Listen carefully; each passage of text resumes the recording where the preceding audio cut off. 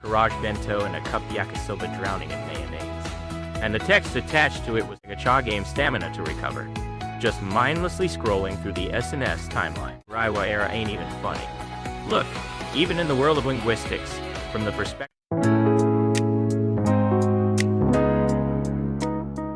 Let me give it to you straight from the get-go. I was gonna talk about those brain-dead goobers who try to flex on you with the etymology of word. You degenerates are probably staring at the ceiling on your beds right now, listening to this stream with one earbud in. Or maybe you're hiding in the toilet, escaping reality.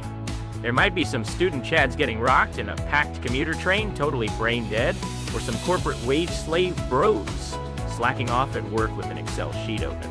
Well, wherever you're listening from, it ain't my problem. I couldn't care less, but I get it. For you lads enjoying your life's moratorium, hitting that post-nut clarity, and spending another entirely unproductive day, I'm gonna drop the perfect fuel to kill your time. Ain't there guys like this around you?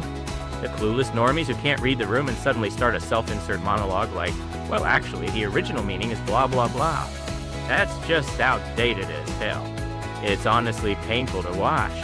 Today, I'm gonna thoroughly break down this annoying as fuck phenomenon for you jobless degenerate. Alright, let's get our premises straight. The structure of what I'm about to say is split into 3 chapters. Chapter 1, the recent fuck up by the etymology police I saw online. Chapter 2, kicking the dead body of language and the true identity of these etymology geeks. Chapter 3, times change and usage is a living thing.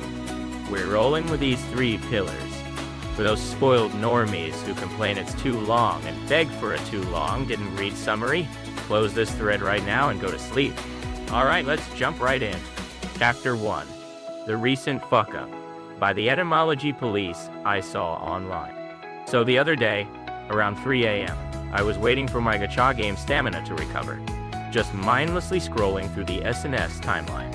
Some young guy posted a pic saying, Midnight Dokagi Kazetsubu, you know, the extreme binge eating till you pass out club, and uploaded a picture of an extra large convenience store, garage bento, and a cup yakisoba drowning in mayonnaise. And the text attached to it was something like, recently convenience store bentos are too expensive, laughing my ass off. They're so pricey, the threshold is too high to buy them. Just a peaceful, low IQ kind of post, you know?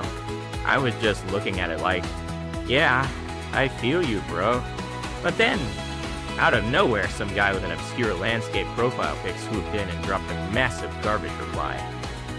Young man. The threshold is too high actually means it is difficult to visit someone's house because you owe them an apology or committed some social faux pas.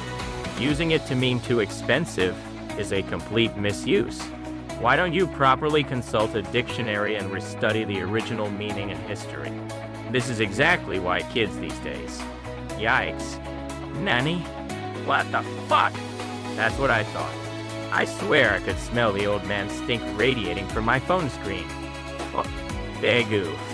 That's just a boomer hiding under the guise of being technically correct. But hey, the young guy was an absolute unit. About 3 minutes later, he just shut him down with a single, don't care, didn't ask. I was laughing my ass off. Hey, I'm dead. Now that is the beautiful ecosystem of the internet. Smugly forcing Stone Age definitions in the Raiwa era ain't even funny.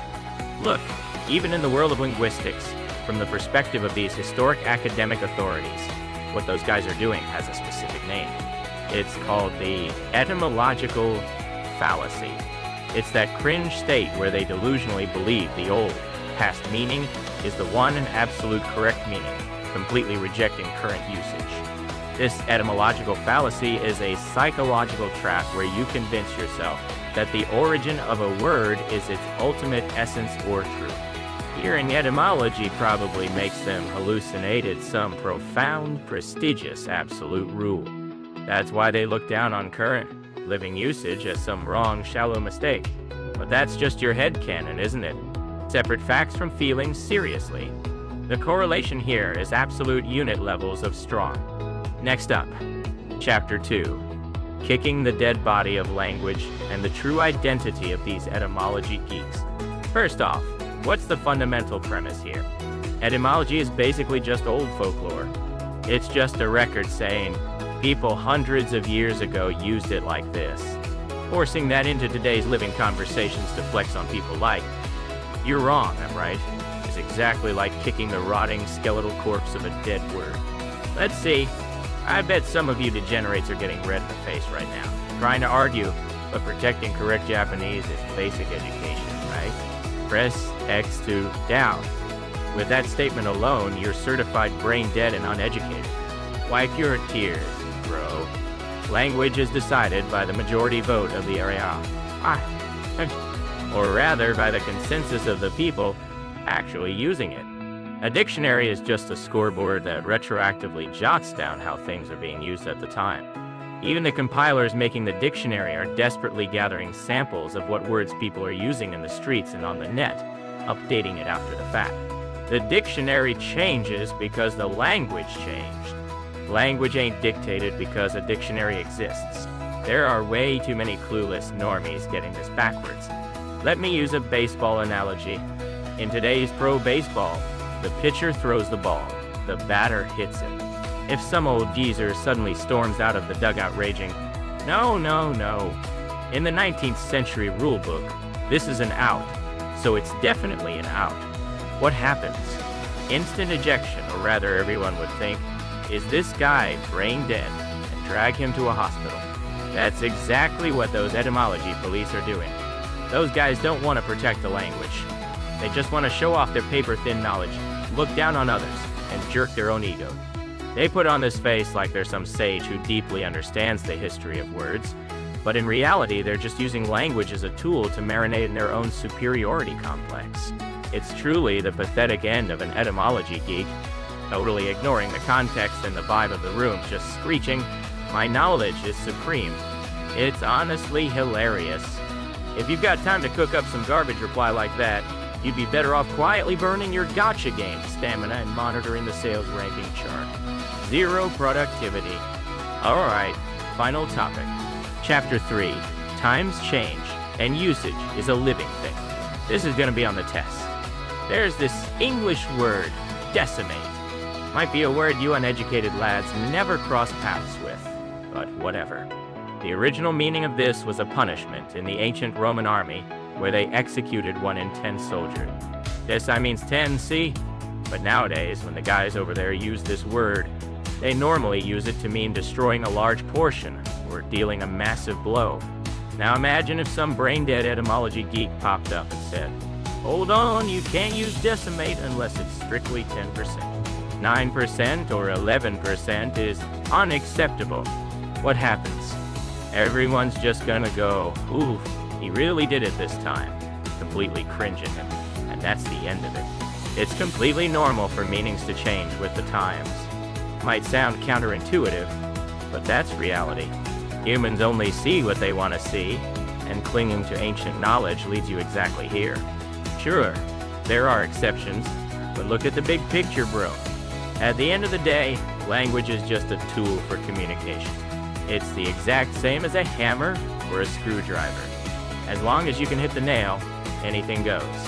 If you start yapping at a construction site like, "Well, actually, the history of the hammer is this," and it's originally meant to be swung like that, they're just going to tell you, "You're in the way, go home." Conversations are exactly the same.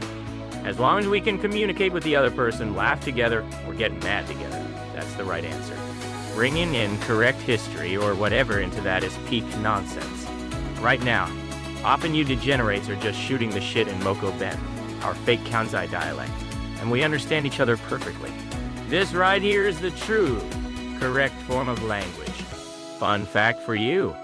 For those guys trying to flex using history and original meanings as a shield, the most damaging thing you can do is just stare at them deadpan, totally cringing, and say, "What the fuck are you even talking about?" Drop a laughing my ass off. He's seething, and it's flawless. Well, it ain't my problem anyway.